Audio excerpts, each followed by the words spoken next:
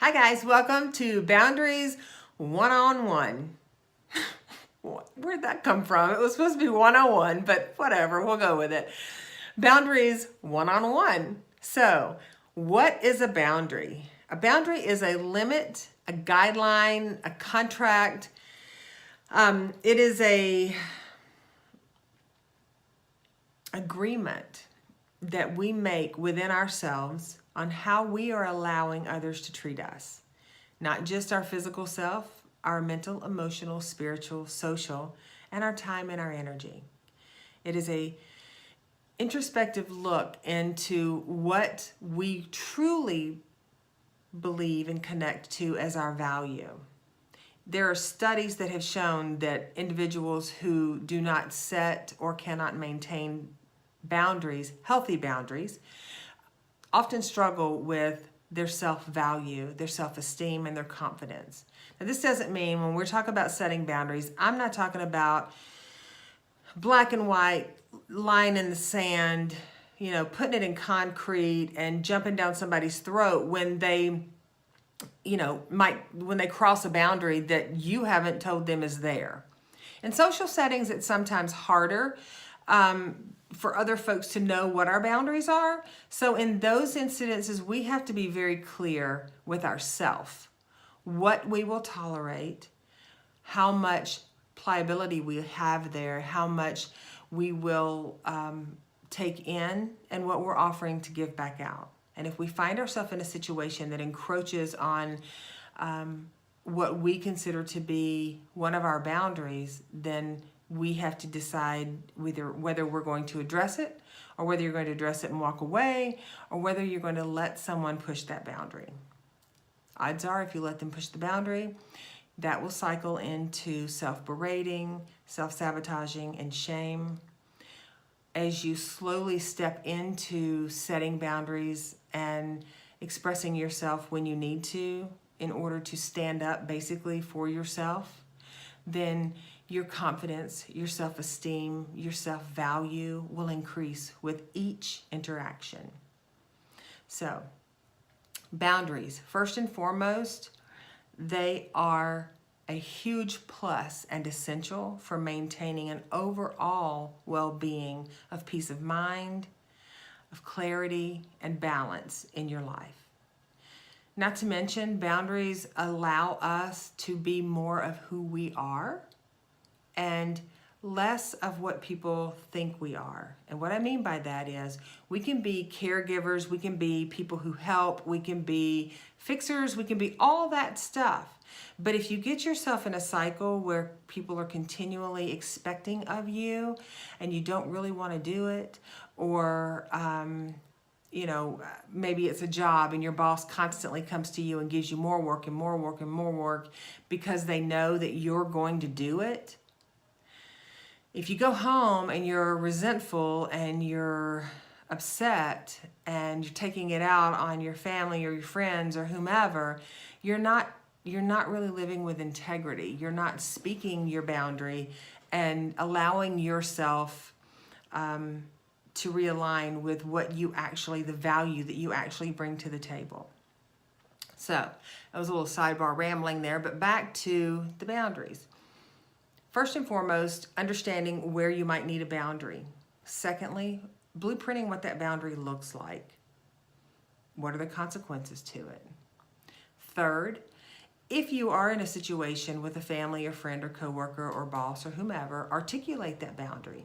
Why you're setting it, what it's there for, what the consequences are there for, and why it's important to you, and why it's important to you for them to honor that boundary.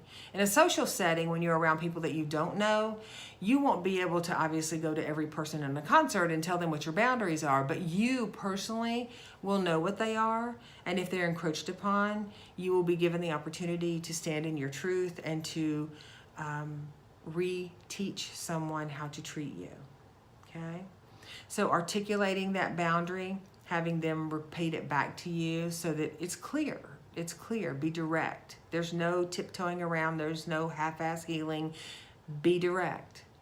You will not hurt someone else's feelings. If they're triggered by your boundary, it's because they have their own stuff they need to work on. Now, if you're delivering it with integrity and with kindness and compassion and empathy, and they're triggered, this is going to sound whatever, but that's not your problem. And you don't need to find yourself in a position where you're apologizing for setting a boundary, taking care of yourself, okay? So, also having a buy-in, to stick with it. When you've set a boundary and you have pushback, to stick with it. Stick with it, man. You didn't learn to talk, you didn't learn to walk, you didn't learn to ride a bike, you didn't learn to drive a car, all in one day. This is an evolutional process, so stick with it. And with each win, so to speak, you will find your self-confidence growing. You will find your self-love growing. You will find your self-likability growing. And it will allow you and afford you to evolve into the next highest and best version of you. So let's get to some questions, and you'll see a little more of this unfold as we go in to some of these questions.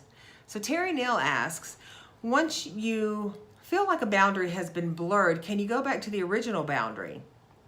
And if so, how do you do that? Absolutely, Teri Neal, you certainly can. If a boundary is blurred, you just back up, dial it back, and restate the boundary again. What the boundary is, why the boundary's there, what the consequence is, and you proceed forward. Now, if you proceed forward and it's someone who keeps giving you pushback, that might be someone that you need to create a little distance with. Because if it's someone who's not going to honor your boundary, it's easier to create that distance than it is, and I don't mean just ghosting them. I mean like telling them this is why you're having this distance. Because you will find yourself, if you continue this tit for tat with them, you'll find yourself in a downhill spiral. Okay, so absolutely, you can dial it back, you can revisit the boundary, and you can proceed forward again. It's totally doable. Another question that came in was, without causing an argument, how do you communicate the boundary? Let me read this again. Without causing an argument, how do you communicate that the boundary set feels more like they are trying to control you? Well, this kind of goes back to something that I just said. If you're feeling triggered or controlled by a boundary, first ask them to explain that a little more. You're not asking to probe into their personal life, but ask them what the boundary, get clarity around the boundary. If the boundary is set out of malice or out of ill will or out of passive aggressiveness or victimization, that can kind of feel like there is a punishment or a control in there. But if it's genuinely a boundary set and they have articulated that boundary, and you're feeling some kind of way about it, I would say to do some self-assessment on yourself to figure out why it is that you're feeling controlled. What is it that person in that boundary, what in the boundary is making you feel controlled? Okay? Because likely it could be a misunderstanding. It could be just a miscommunication with the articulation of the boundary. And here's the thing. Sometimes it's not an argument, it's just a discussion. Some people consider discussions arguments. Some people will scream and yell and they'll say, we're just having a discussion. So get clear on what you're calling an argument and what they call an argument, and get clear on being comfortable about, if it's important, then approach it and ask the questions. If it is set from a place of integrity, you'll get an answer that, will either trigger you more or trigger you less and help you understand it. So, and if it does trigger you more, I would say look inward and find out what it is about that boundary that is possibly triggering something from the past. So Dale asks us, what's the plus to boundaries and what's the negative to boundaries? Well, Dale, I personally don't think there are any negatives to boundaries. The plus is that we're going to actually like ourselves a little more. We're going to enjoy life a little more. We're going to feel respected, have a bit more confidence, feel heard, feel appreciated. Not only feel that, we will be that. We will becoming those things. We will be becoming those things. Negatives to setting boundaries, aside from it being a little prickly in the beginning, because some people aren't going to like boundaries because those boundaries are a way of us saying, hey, look, I'm going to change. I'm going to shift a little bit. And when people have become very familiar with who we are, they don't necessarily want us shifting because maybe we're that person that always says yes. And with boundaries, we're going to start saying no. And then what will they do? Well, they'll have to handle things. So boundaries, I do not think have a negative. You will lose some friends possibly over them. Family members will get a little, irritated with you. But in the long run, you are cultivating the most intimate relationship with yourself. And if you can't trust yourself and honor yourself and value yourself, then we're not bringing much to the table with others. So we either are going to have a relationship of integrity with ourselves, or we're going to worry about someone else not liking us. And life is really, on a microscopic level, too short for all that. So huge pluses for boundaries, not so much negativity for boundaries. It's just kind of what we label it. Bridget asks, what if I try to set them but someone keeps pushing back? Well, Bridget, that kind of goes back to what I was just talking about with Teri Nails. If you get pushback on a boundary, you may need to review the boundary, revisit the boundary. You can reshape it a little bit if you want to. And if a person continues to push back with a boundary, then you may need to distance yourself from them. If it's a child and you're setting boundaries with a child, then you want to sit down in a healthy place with them and explain to them why this boundary is important and the benefit of the boundary in the long run, and kind of go at it in a teamwork, a teamwork vibe more than an adult to adult boundary, because adults know boundaries. Adults also push boundaries a lot to get their way, because sometimes adults act like kids, right? Another viewer asks, what if you're not someone who's in the habit of setting boundaries? How do you go about setting them with a person that's not used to you having them, especially when it's a relationship that you're afraid of losing? This is a great question. And I can sum all of that up in just a couple of sentences.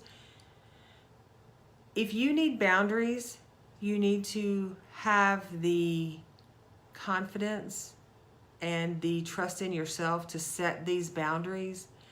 And if you're setting boundaries with someone who's not used to you having them, explain to them why you need these boundaries for your own peace of mind, your own conscious evolution, for your own evolving as a human. And if you're afraid of losing that relationship because they're going to get some kind of sideways energy because you're wanting to better yourself, I would strongly invite you to reassess that relationship. If it's a family member, you're not going to lose them. If it's a friend that's going to walk away from you because you need to set healthy boundaries for yourself, I would have you question exactly what is the energy exchange in that friendship, because that doesn't sound like a relationship that is fully vested in your highest and best. Daniel asks,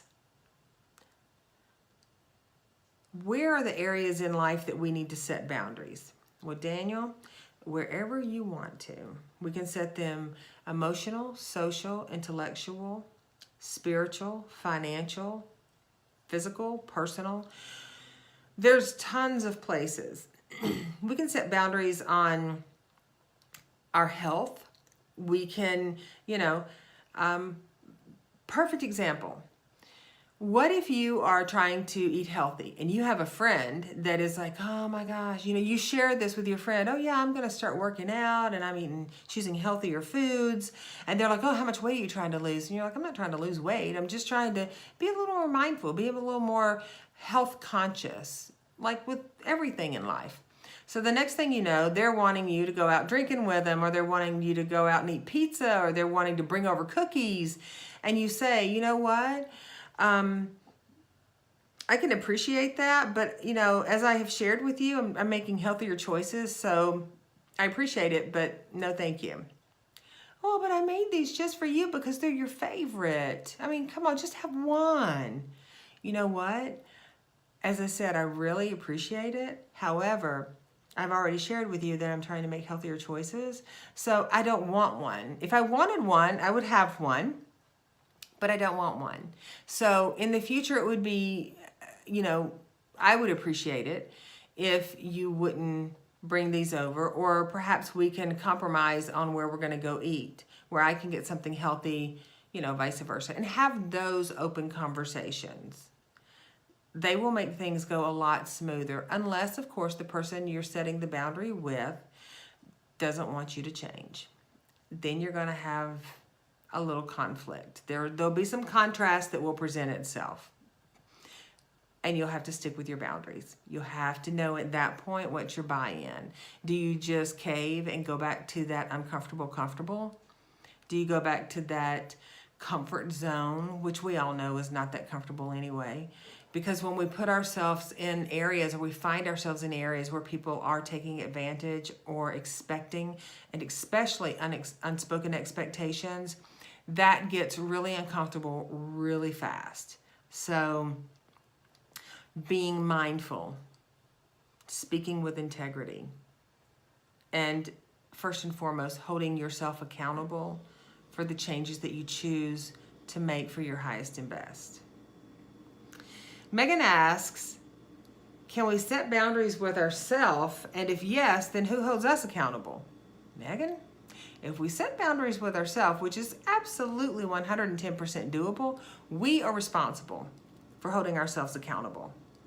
Absolutely we are. Now we can have support systems, we can have coaches, we can have families, we can have friends who can also hold space for us in that container and kind of be our cheerleaders and our guides and whatnot.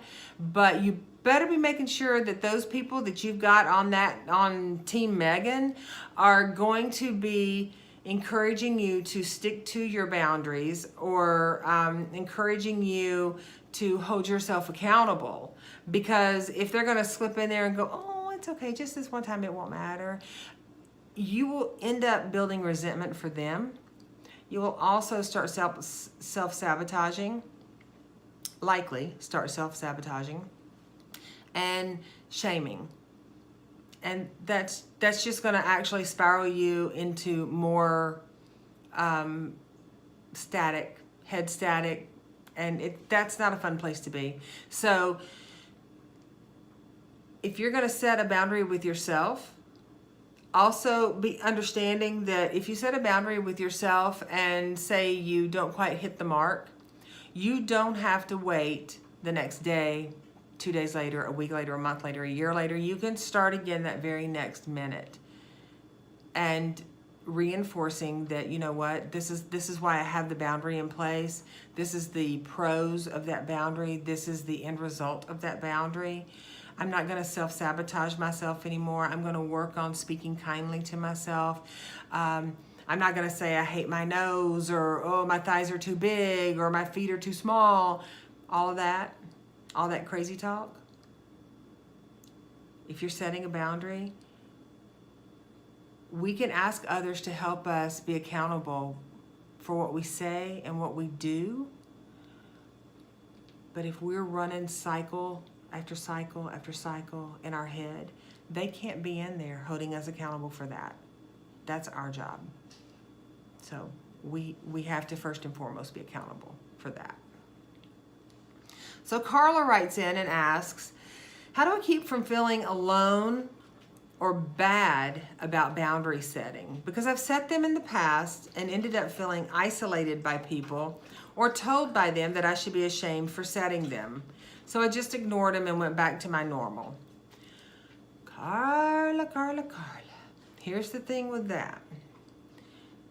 If you're setting a boundary that's a need for you to feel safe, secure, heard, respected. And you have people that are isolating you because you set those boundaries, or you have people that are ignoring you because you set, well, I guess that would be isolating you or ignoring you because you set the boundaries, or telling you that you should be ashamed for setting a boundary. I would really reassess those friendships, because those folks actually probably need the boundary. Definitely, those folks need the boundary.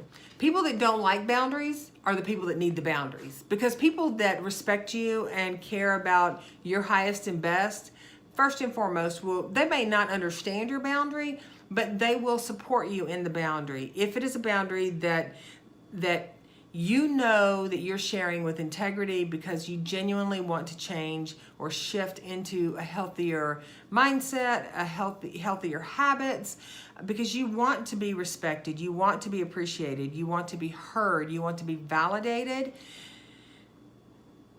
If you have people that are shaming you for wanting these things, you need to create some history there, because that's going to be a cycle that will more than likely have you just ignoring and going right back in to a spin cycle of, it sounds like manipulation. So yeah, like a spin cycle of manipulation. And that is toxic and will get you nowhere. So yeah, set your boundaries, Carla. Don't feel isolated. If you were isolated,